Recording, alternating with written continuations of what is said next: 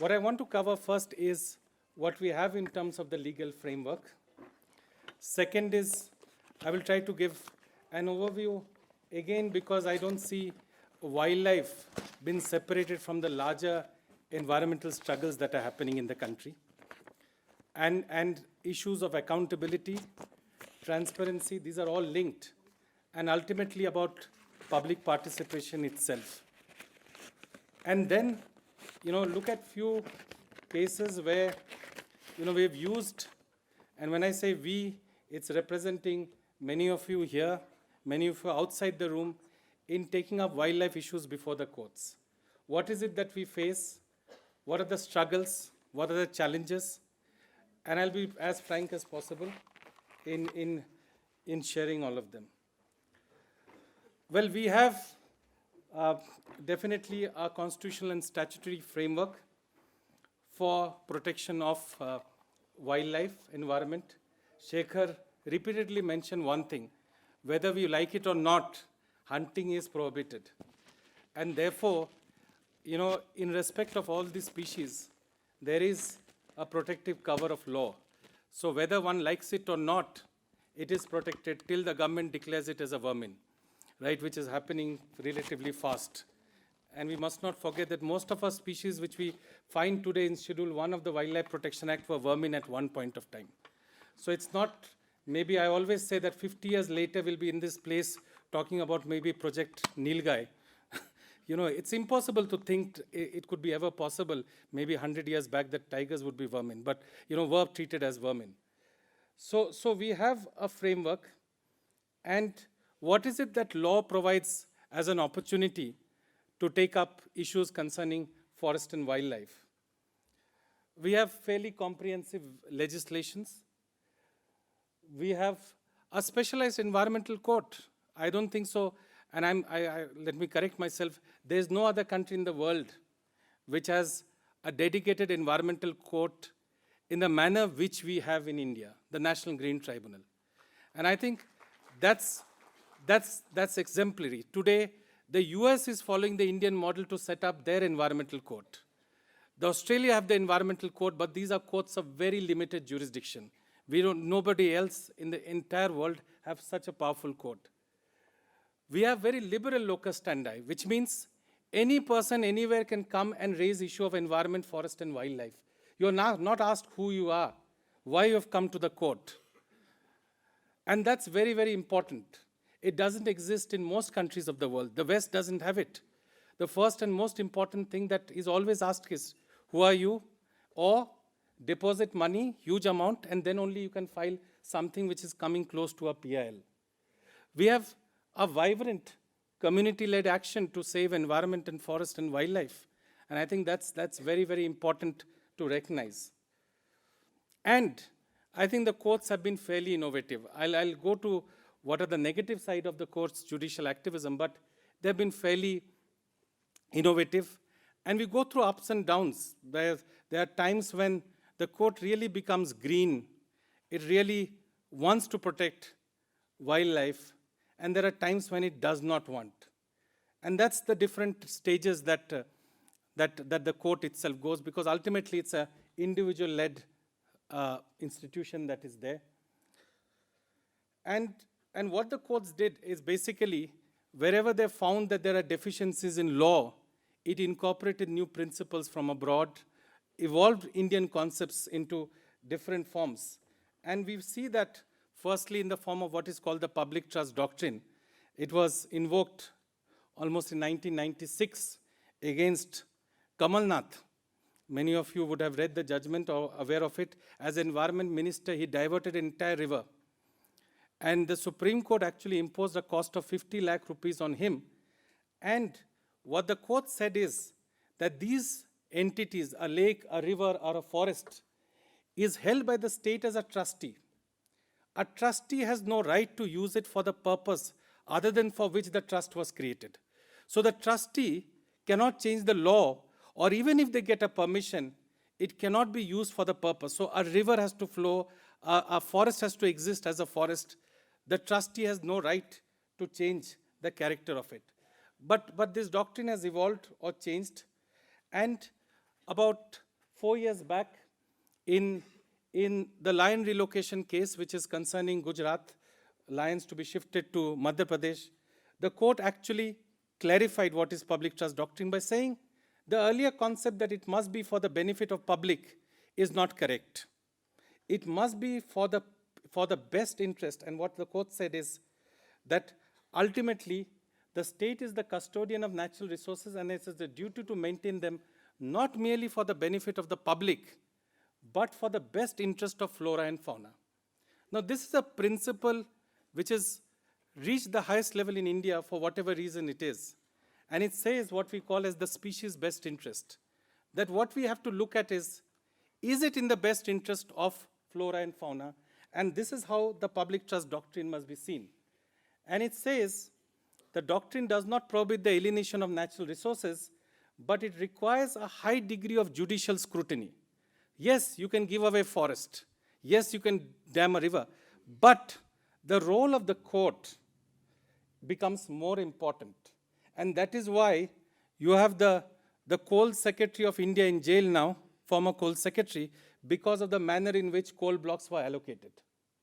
And why did it happen? Because you are giving away natural resources, it has to be subjected to the highest level of scrutiny. And then this is what was called the Jallikattu case, where the Supreme Court actually invoked this doctrine of parens patriae, saying that under the duty, the court has the duty to take care of animals since they are unable to take care of themselves as against human beings. And this was very, very important because for the first time, the court actually included in Article 21, the right to life, the duty also to protect wildlife. And this is what was said. Every species has an inherent right, and these are the words of the Supreme Court itself, and shall be protected by law subject. Animal has honor and dignity. Now, this is something which we normally don't find in many of the judicial decisions, where they recognize that an animal has dignity. It has an honor. So just as the documentary that we saw previous, the way in which you are treating the Amur falcon, forget about the killing part of it, it does not have any dignity. And that's what the court said. And privacy, that's very, very important. No one has looked at animals from the point that it has honor, it has dignity, and it has privacy. And then came the next one, and that is very, very important, when the Chief Minister of Gujarat said that I will not share my lands with Madhya Pradesh because it belongs to my state. And that's when the matter went to Supreme Court, and it was argued for very, very, I think almost like for 4 or 5 months. And Ravi Chelam is here. We were all in court arguing with Gujarat, saying they are all Gujarati lions and they will not go to Madhya Pradesh. And it had to be fought. And that's when the court said we have to drift away from an anthropocentric to an ecocentric approach. And many of our principles, and that's very, very important. If you ask me, in my limited practice of about 15 years, I found the most dangerous word invented is this word called sustainable development. We don't understand what is it. And everyone will talk about 2 words. We are balancing between growth and development. Where is that balance? And I tell the judges, your job is not to balance. Your job is to simply interpret the law and implement it and ensure that it is not violated. Don't get into the balancing job that has been done by Parliament. Once it has been done, your job is simply to interpret. But unfortunately, just like our official systems or members of various other organizations, including the court also suffers from this great godlike approach that we will balance between growth and development. And it's thoroughly failed. Intergenerational equity has this root in anthropocentric principle. And that's when the court said ecocentrism is nature-centered, where humans are part of nature and non-humans have intrinsic values. Human interest does not take automatic precedence, and humans have obligations to non-human independently of human interest. It's a very powerful word. And that's why I always say that, these are the words, and many a times they say judges write it, but the following judges don't really appreciate it. But it's there. And this is where the court directed the Lions of Gujarat to go to Madhya Pradesh. They have not gone in. They may always say, like state of Karnataka, that we are deferring the decision, but we are not violating the court's order. So the court said this: the lion is Indian, not Gujarati. So we have the environmental situation here. That was covered very well, the earlier one.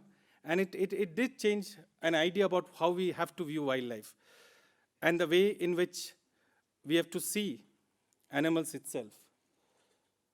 But the fact is that the way we are managing our wildlife or our forest is no different from the way in which we run our country itself. And I look at environmental governance itself, and we have completely failed. If you look at it, these are the data for the air pollution. We are the number one, 55% death because of air pollution. And this is 2014 data. It's no different. Delhi is unfortunately not number one anymore, but it's come down to about fourth or fifth. But 20 of the most polluted cities of the world are in India. Everyone talks of Delhi. No one knows that the second most polluted city in the country is Patna. How many people would know of the last city, Khanna, in Punjab? So we have failed, even in respect of the larger environmental governance that exists. And the Intelligence Bureau puts up the report which says that 5% GDP loss has been caused due to activism by NGOs, including Greenpeace. And I said, the World Bank has calculated 5.7% GDP loss because of environmental degradation. If the economists of the Intelligence Bureau are smarter than others, we better learn economics from them. And there is a crisis. And the crisis that we face is of alarming level. And I think we are just letting all the degradation happen without voice being raised against them. And I'll have certain data to prove. This is the reality we have. 333 acres of forest land are diverted each day. And I'm emphasizing two words here. Emphasis is on the word diverted. Second word is each day. And next is legally by the Ministry of Environment and Forest, Government of India. This is the average of about 3 years, and it changes. Last 2 months, it increased to close to, the proposals that came increased to about 60,000 square kilometer. And the reason for that is that 13,000 hectares is to be diverted for Amravati, the new capital of Andhra Pradesh. The final tally for that is going to be 44,000 hectares of forest land. That's 440 square kilometer. That's the rate at which we are diverting it. These are approved by the Forest Advisory Committee. These are approved by the Ministry of Environment. And this does not include, I repeat, does not include illegal diversion, encroachment, and cutting, which is not legally permissible. So legal can be more, illegal can be more, but this is the legally diverted forest land with the signature of the government itself. If you look at it here, this is the state, this is Arunachal, just as an illustration. We have got about 6 of the dams which are there. All these dots are proposed dams in the state of Arunachal. If you have each one of them, not a single river will flow. And the idea is that we consider it as a powerhouse on which we'll have to just put the plug and we'll get 50,000 megawatt of wonderful, what they call as green energy. The Himalayas are going to be the world's most dammed mountain system in the world. And now, because of time issue, I can always go into any of the issue. I said, what is it that has caused all this thing? Yes, we may blame many others. And I'm sorry for saying it, but when I go to judges, in Bhopal, or to train them, or to orient them, as they say, judges say they don't want to be trained, so I say orient. Then orient them. I say the fault lies in the judiciary. When I go to IFS officers, I say the fault lies with the IFS officers and the Forest Service officers is mismatching. And I'm among the top scientists of the country, young scientists of the country, and I'll try to put some blame both on scientists, pardon me, but I'm willing to face any assault from all of you. But part of it lies in the manner in which we have let a lot of these areas to be diverted without questioning them who are responsible for this diversion. It would not have happened if the courts have done the job properly, if the scientists, including wildlife scientists, have done the job properly, and the forest officers in the field have done the job properly. That's very, very critical and very important. All the bodies, whether National Board for Wildlife and the Forest Advisory Committees and the Expert Appraisal Committee have done the job properly. A lot of situations would not have happened. I'm taking an example from Milind and first speak on the Kanha Pench corridor. It was something that was discussed in the advocacy workshop in detail. And this is something which many of you would be aware is one of the finest corridor that exists. And the proposal is to broaden, widen this road. And this is what it is. And how did it go? The question is, why was such an important wildlife corridor allowed to be diverted? And it happens through a process in which, just to explain to you, the first form is filled up by a divisional forest officer. The divisional forest officer sends it to the chief conservator of forest. Then it goes to the chief conservator of forest. Finally, it goes to the principal chief conservator of forest.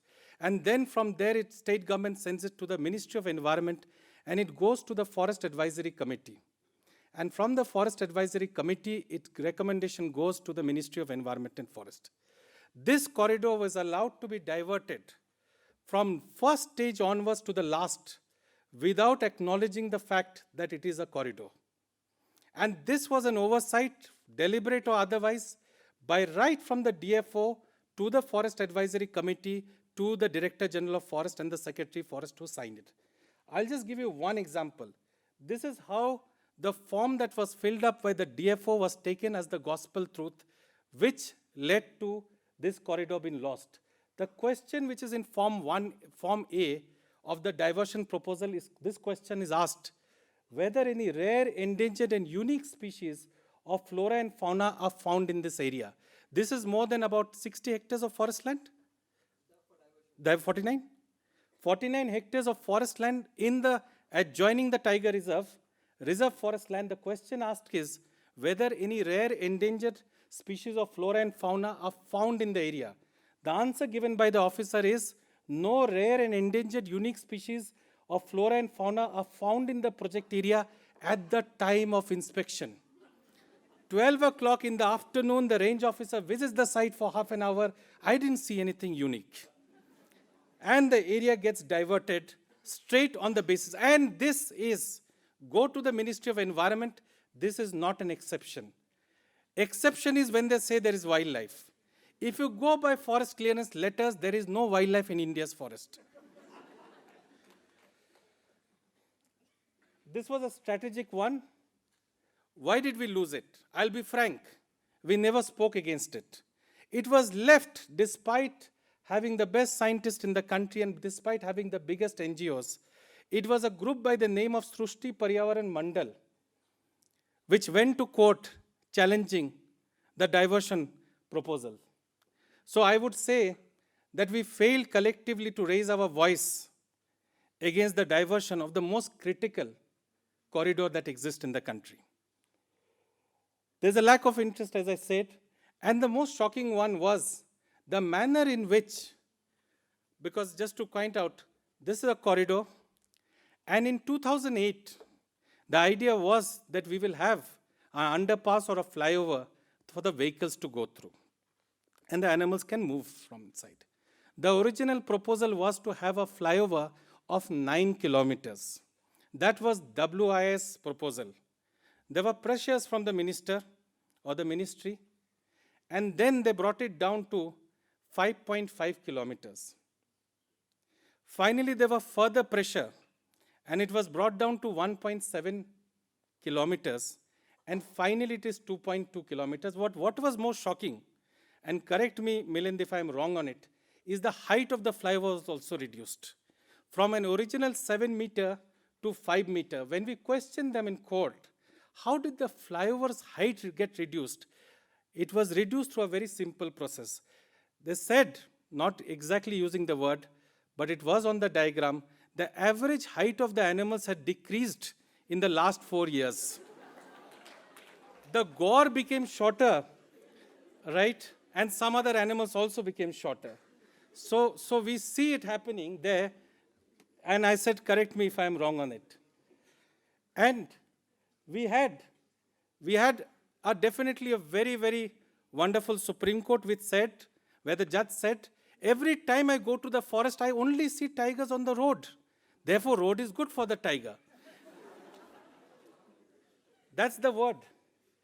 And this is the judge of the High Court said that if anyone stops the road, then we will engage in judicial terrorism. That's the word. It's published in Indian Express. And the judge still continues to do his job. And judicial terrorism is necessary. That's the word that we have. I'll just go to the next case. Sorry, I've just not given the title here. This is a very interesting one of a diversion of more than 1,800 hectares of forest land for a project called the Demwe Hydroelectric Project in Arunachal. What I've said here is only a copy of what exists in all proposals. The form was filled up by the DFO saying, and I'll just read it out, whether any rare, endangered and unique species of flora and fauna are found in this area. The answer is no. I met the officer later, and this is a lot of officers that I keep meeting in IGNFA. I said, why did you write no? They told me in Hindi, very simple. He said, sir, very simple. In the Wildlife Protection Act, is there a mention of the word rare, unique and endangered? No. So there is mention of Schedule 1, 2, 3, 4. Since they did not ask me, I don't know what is rare, what is endangered. So I simply put no. And this is the form that was filled up saying whether any rare, endangered and unique species are found in this area. This is Demwe Lower Hydroelectric in the best area. It will involve felling of 1.8 lakh trees. And the same DFO on the next page says, well, there is no rare, unique and endangered, but there are certain common species. What are the common species found here? Common species are Hulak gibbon, rhesus macaque, the common one, and then just tiger, leopard, clouded leopard. These are the common signed by him. Right? What doesn't come, because I obviously don't have time, is suddenly every animal becomes common. And the best one was when we found, in case of Chhattisgarh, the use of the word called common cheetah. So if you look at this list, it's there, and that's the battle on which we are fighting, because this project was approved right at the ministry stating there is no flora and fauna in this because all are common. We lose this, and I'll just read out. There is a requirement in law that the PCCF and the Chief Wildlife Warden must give a detailed opinion as to why they are recommending the project and the reasons. The reason detailed opinion was recommended for approval. That's the recommendation that is there. I'll just say, as a result of all this, I think we are in the midst of not just an environmental crisis, it's a social crisis. It leads to huge amount of animosity, anger, and fight at the local level. This may not be fully reflective, but this is a recent environmental justice atlas prepared globally. And if you look at it, they said the country with the maximum number of environmental conflict is India. And this is the one. And I say this map is an underrepresentation because if I follow it, we will not be able to locate the map of India. And this is published in Current Science in terms of ecological conflict. It's because we are giving up all our forests to all this. I'll share with about 2-3 stories of litigations that I've been involved in. Many of us here also involved in. I'll talk about this first story about Some of them are good stories. They may not have really the great ending, but these are struggles.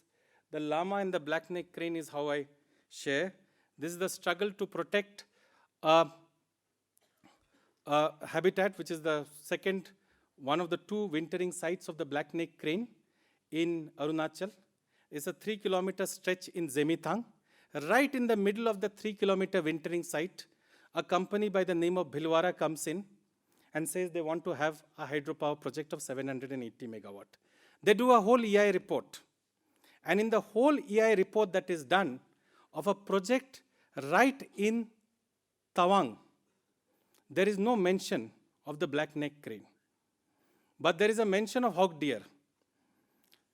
Right? So what we did is we went to the court and said, this is the first range extension of the hog deer at such great altitude. Because of this region, it should be protected.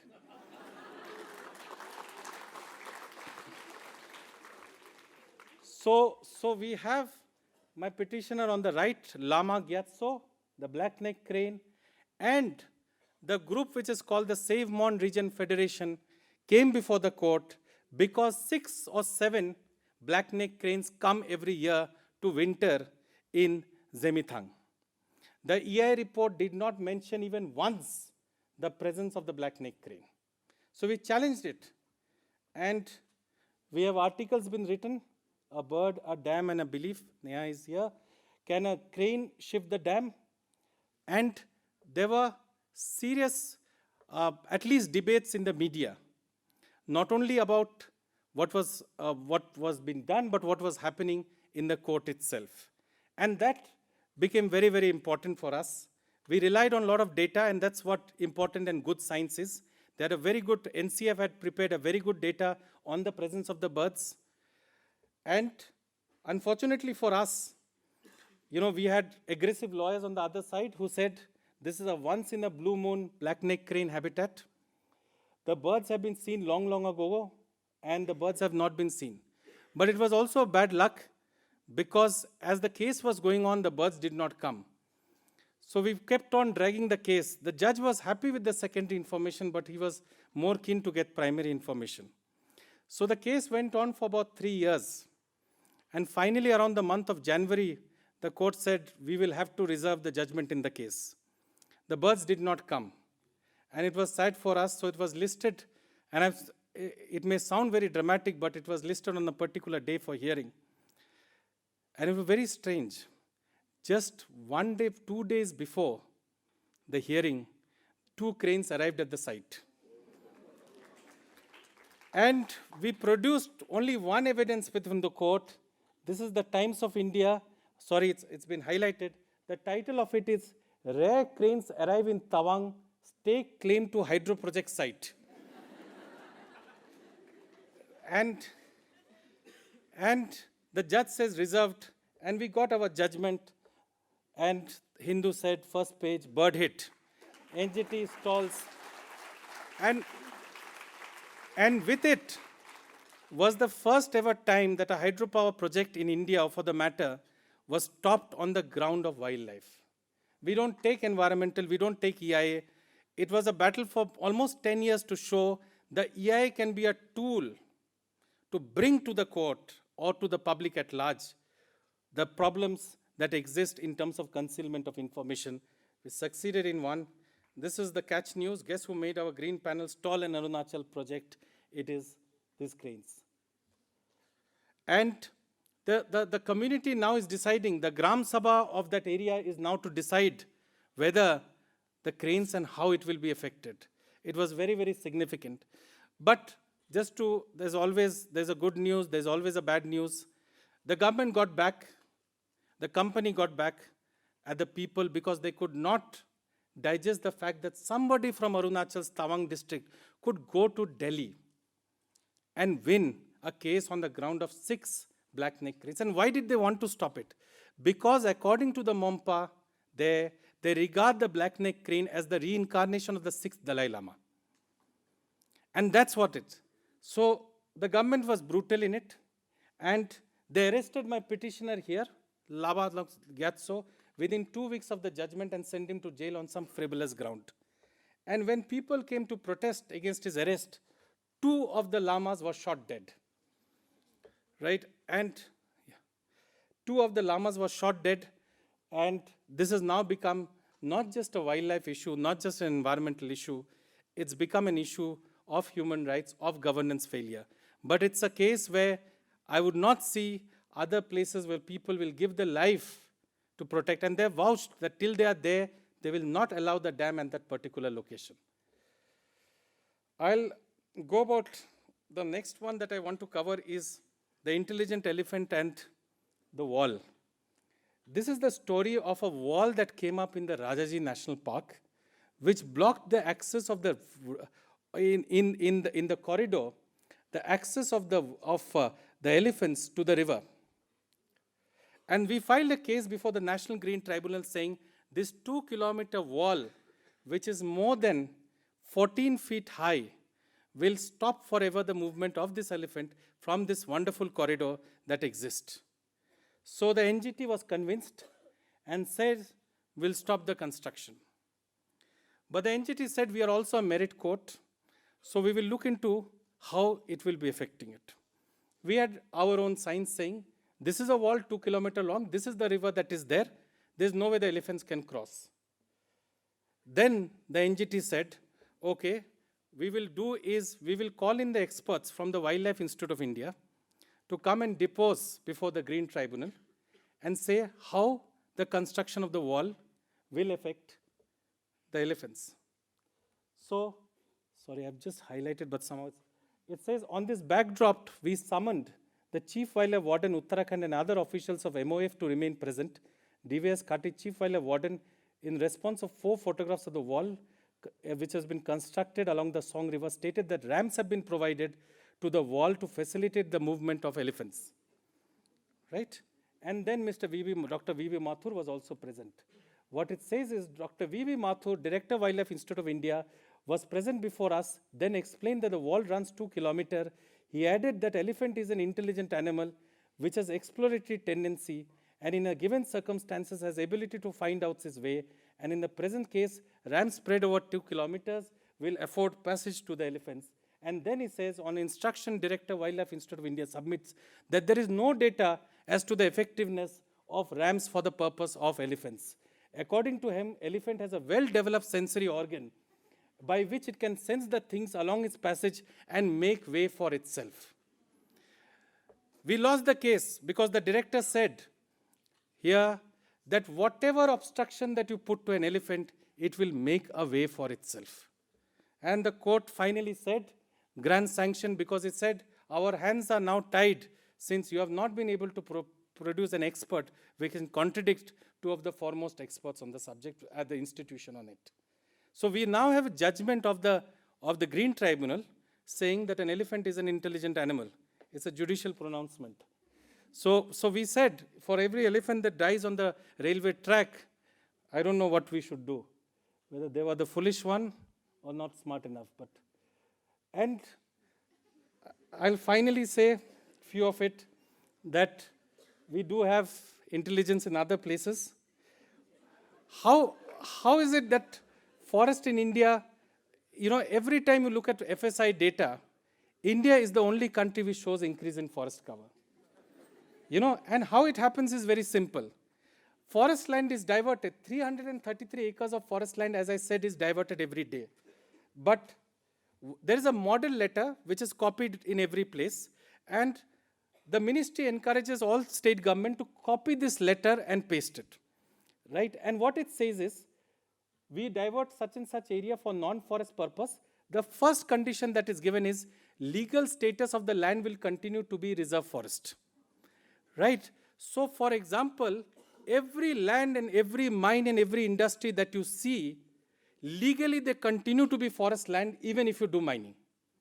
The reservoir area that is created is declared as a national park or a reserve forest. The area which is to be compensatory afforested is made into a reserve forest. So every time you cut a forest, you actually create more forest in paper, right? And that's how we are creating more and more forest. But the minister was unhappy. He said, these NGOs are creating so much problem. They only are saying, we are diverting 333 acres. We must find a solution to a problem. And the problem was, and we are giving so many clearances. We said every single project in India is granted clearance. There is no rejection. So why are you allowing so many projects? So if you can read it, this is the officer of the Minister of State for Environment, Prakash Javadekar. It says, Honorable Minister has desired that henceforth in all communication, the word clearance shall be replaced by approval with adequate environmental safeguards, and the word diversion should be replaced by reforestation.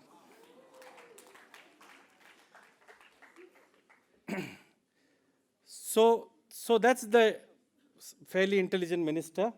So we will have for every, so the word diversion will go.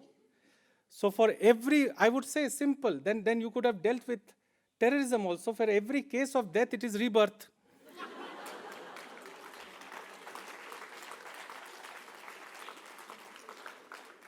So I'll say, with regard to key challenges, that's the challenge. Roughly about 20,000 to 30,000 projects are granted environment, forest, and wildlife clearances each year. That's the fact. In a year, the combined might of all communities, civil society, all together, we have the capacity to challenge only 50 projects. That's the might, all together.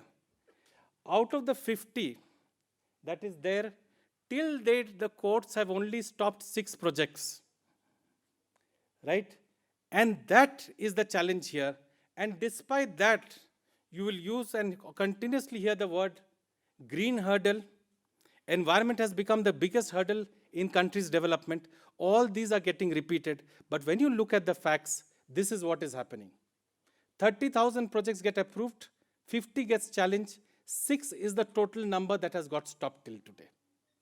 And even for that 6, every effort is made to ensure that these 6 are also given a green signal. So we have it. We have a huge framework of law.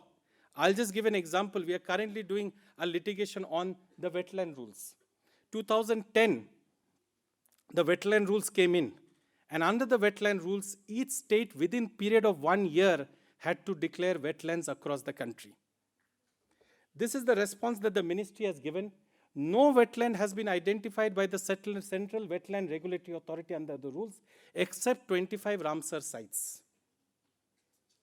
So except the Ramsar sites that exist in the country, we do not have a single wetland which is in addition to what we have in terms of the Ramsar sites. That's the status with regard to wetlands. And I just end with 2 slides. And I think we are in the midst of an ecological crisis, and our collective silence is going to make it worse. We cannot wait for the perfect answer. We should not protect our biodiversity only for the present and future. This is the word that is repeated. I get irritated by it. I'm sorry to say that we must protect it. I always say we should not protect we should protect biodiversity, since we have no moral, we have no ethical and legal right to destroy something not created by us.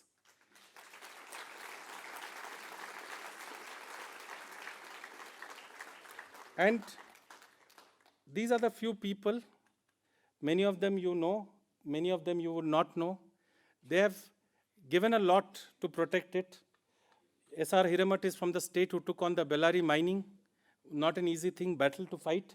But on the top you have Prafulla Samantre, who fought against POSCO. And as a result, POSCO had to go back. He doesn't know much about turtles. But when I challenged POSCO project, it is the single largest direct foreign investment in the history of India. And he came to me and said, I want to challenge in the court. When we looked at it, we had few grounds. And I'll just take maximum 3 minutes. Is the ground when we looked at it, he had no interest in turtle. But if you look at it, the single largest direct foreign investment, one of the ground that it was revoked was, you will never believe it, turtles. And why? Because there was a company that did a EI report called ML Dastur and Company, which is a chartered accountancy firm. They did the EI report. They were asked a very simple question. 2 questions they were asked is, firstly, whether a ground level survey of flora and fauna was done. The answer given by the consultant was a detailed ground level survey of flora and fauna was done through a low flying helicopter. Second, impact on olive ridley turtles. The answer given by Dastur and company was that with respect to impact on turtles, a telephone call was made to the chief wildlife warden, who assured no impact will take place. And finally, you have Gyatso, llama, fighting for the black-necked crane. We have on the right there Ramesh Agarwal, who got the Goldman Award much later, but he lost his leg because he took on Jindals in Chhattisgarh against the mining. And he has documented every single elephant movement and uploaded those information on YouTube, which was used as a ground to cancel the allotment not only to Jindals, but subsequently to Adani's also. He was attacked. He was jailed. And I still remember that, to just end, that under the India's law, the Green Tribunal Act, you are required to file an appeal against a clearance given within a period of 90 days from the date of approval. He was shot and he was paralyzed below from his hip onwards. And he was in ICU. He came out. And the first call he made was to me. So I said, Ramesh ji, कैसे हैं? उन्होंने बोला, मैं ठीक हूँ, पर उस appeal का 90 दिन कल खत्म हो रहा है, मेरा सिग्नेचर ले लीजिएगा. That was the level at which he fought it. And that's the man. And finally, you have this person by the name of Kumti Maji. He was the petitioner in the Supreme Court against Vedanta. And he fought right up to, and he went to end it, right up to London to fight against Vedanta. When I met him, it was very interesting. You know, when I met him, every time we would meet him, he was the first time when he had to go to the AGM of Vedanta company in London. It was very interesting. This was the first time in his life that he was wearing a shoe. And every time he would step out of the house, right, he would take off his shoe. And every time he would enter the room or the hotel room that we were staying, he would put on the shoe. So I asked him, why do you do it? He said, बाहर जो जगह है वो धरती हमारे माता है, उसके ऊपर हम इंसल्ट नहीं कर सकते जूता पहन के. So therefore we will give our life, but we will not allow Vedanta to come in and mine the area. And that was the story of it. And in the process, he saved one of the finest elephant habitats in southern Orissa. So these are the people who have fought and I would just appeal to all of you in the end that I think they are the people who need all your help. They need all your scientific knowledge, and they need all your photographic skill to actually present it before the public, before the media, before the parliament, and before the world at large. And that's the only way in which we can maybe come back 3 years later and say it's only about 10 hectares of forest land or 10 acres been diverted, not 333. Thank you.